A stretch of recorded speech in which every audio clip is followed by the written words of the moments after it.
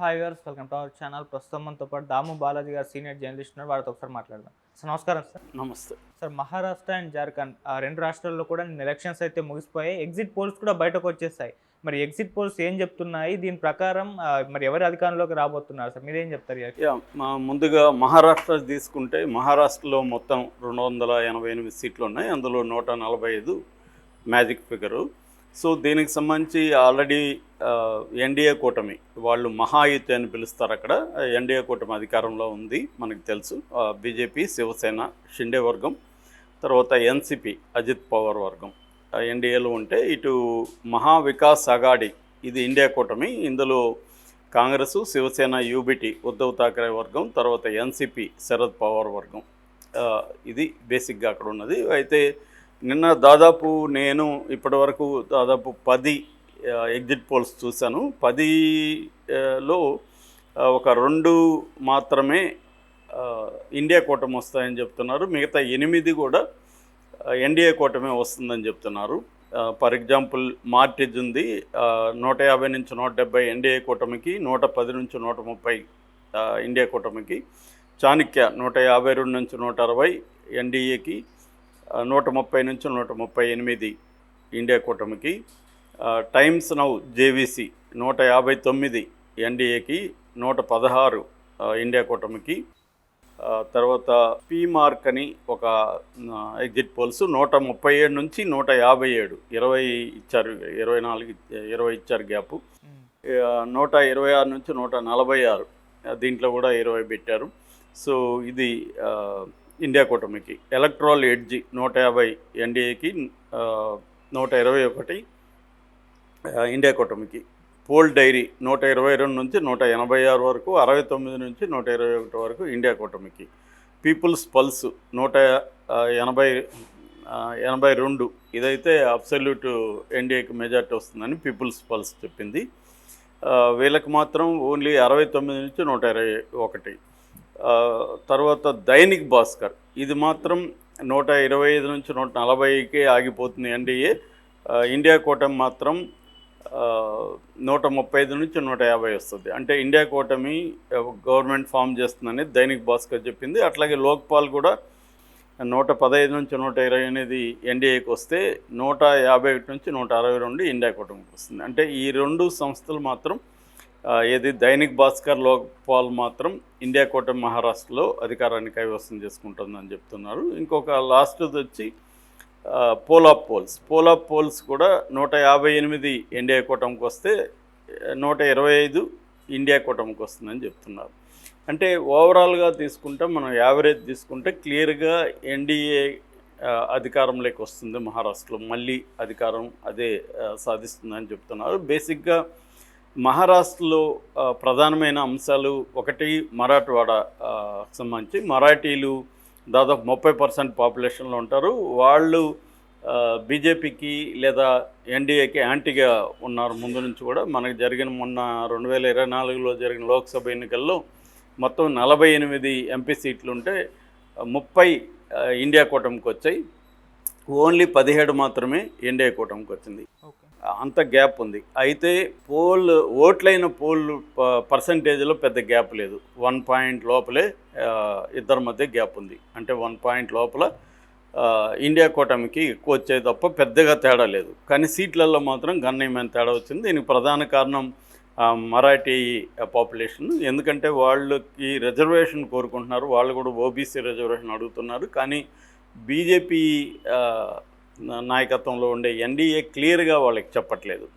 So ఇక్కడ ఇప్పుడు ఈ కొంత మారినట్టు కనబడుతుంది. మామూలుగా మనం కానీ హర్యానా ఎన్నికలు చూసినప్పుడు కూడా బీజేపీ ప్రధానంగా 2 రకాలైన స్ట్రాటజీలు పన్నింది. ఒకటి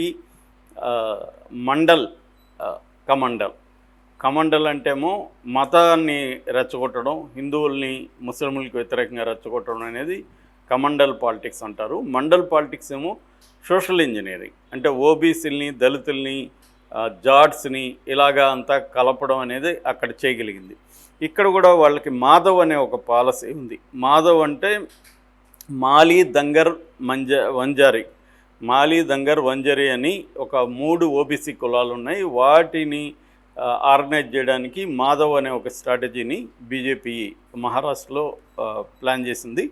దానికి విరుగుడుగా ఇటు ఇండియా కూటమి డిఎంకే అనే ఒక ప్లాన్. డిఎంకే అంటే దళిత్స్, ముస్లిమ్స్, కున్బీస్.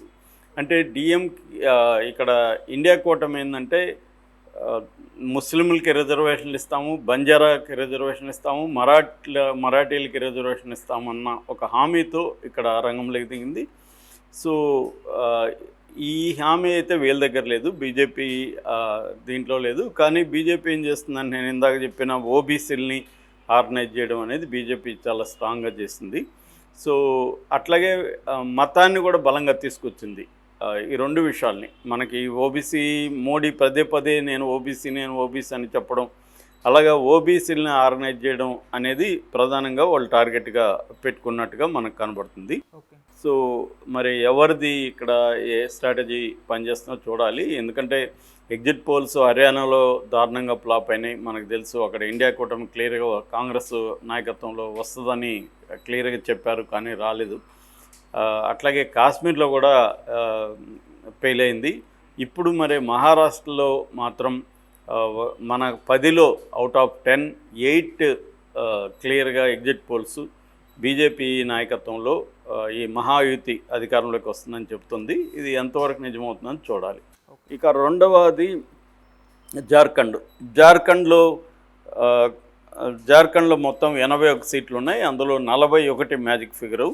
ఇక్కడ జేఎంఎం అండ్ కాంగ్రెస్, ఇటు బీజేపీ, జనతాదళ్, తర్వాత జార్ఖండ్ స్టూడెంట్స్ యూనియన్, వీళ్ళు ఇటువైపు ఉన్నారు ఎన్డీఏ కూటమిలో. అక్కడ జేఎంఎం డామినేషన్ ఉంది. ఆల్రెడీ అక్కడ హేమంత్ సోరెన్ ముఖ్యమంత్రిగా ఉన్నారు. ఆయన జైలుకి కూడా వెళ్ళొచ్చాడు. సో ఆయన ఆధ్వర్యంలో అక్కడ సిపిఐ ఎమ్మెల్యే కూడా వాళ్ళతో ఉంది. అంటే బీహార్ నుంచి బయటకు వచ్చింది జార్ఖండ్ ఏంటంటే ట్రైబల్ పాపులేషన్ ఎక్కువ ఉంటుంది అక్కడ. ముఖ్యంగా సంతాలు, అంటే దేశంలోనే ఎక్కువ ట్రైబల్ పాపులేషన్ ఉన్న స్టేట్ ఏదంటే జార్ఖండ్. సో సంతాలు ఎక్కువ ఉంటారు అక్కడ. సంతాల్ అనే ఒక ట్రైబు, వాళ్ళకి సంబంధించిన వ్యక్తే మన హేమంత్ సోరెన్ కానీ, అట్లా బాబులాల్ మరాఠీ కానీ, వీళ్ళిద్దరూ కూడా ఈ సంతాల్ ట్రైబ్కి చెందిన వాళ్ళు. అది కాకుండా ముండా అనే ఇంకొక బలమైన ట్రైబ్ ఉంటుంది. అవి కాకుండా చిన్న ట్రైబ్స్ చాలా ఉన్నాయి.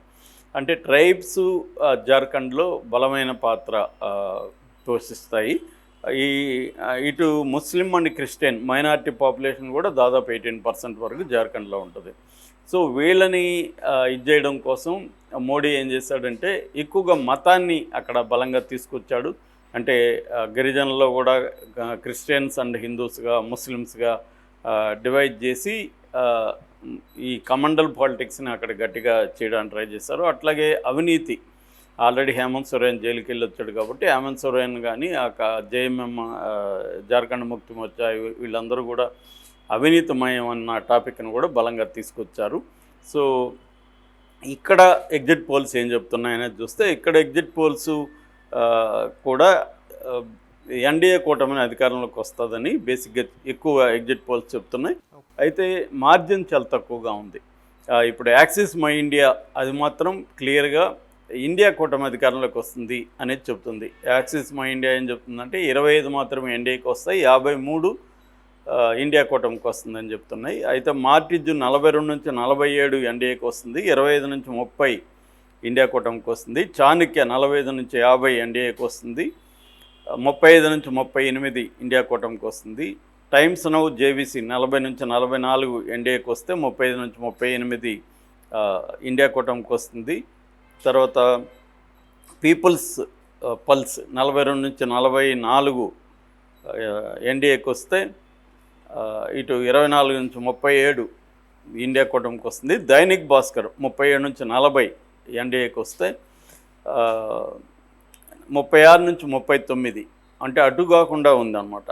అట్లాగే పోల్ ఆఫ్ ద పోల్స్ కూడా 42 నుంచి 50కి ఎన్డీఏకి వస్తుంది, 24 నుంచి 37 ఇండియా కూటమికి వస్తుంది. సో ఓవరాల్గా మనం 7 ఎగ్జిట్ పోల్స్ జార్ఖండ్ గురించి చెప్తుంటే అందులో 2 మాత్రమే క్లియర్గా ఇండియా కూటమి వస్తుందని చెప్తాను. మిగతా 5 కూడా కొద్దిగా టైట్గానే చెప్తున్నారు, లేదా ఇండియాకి ఎడ్జ్ ఉన్నట్టుగా చెప్తున్నారు.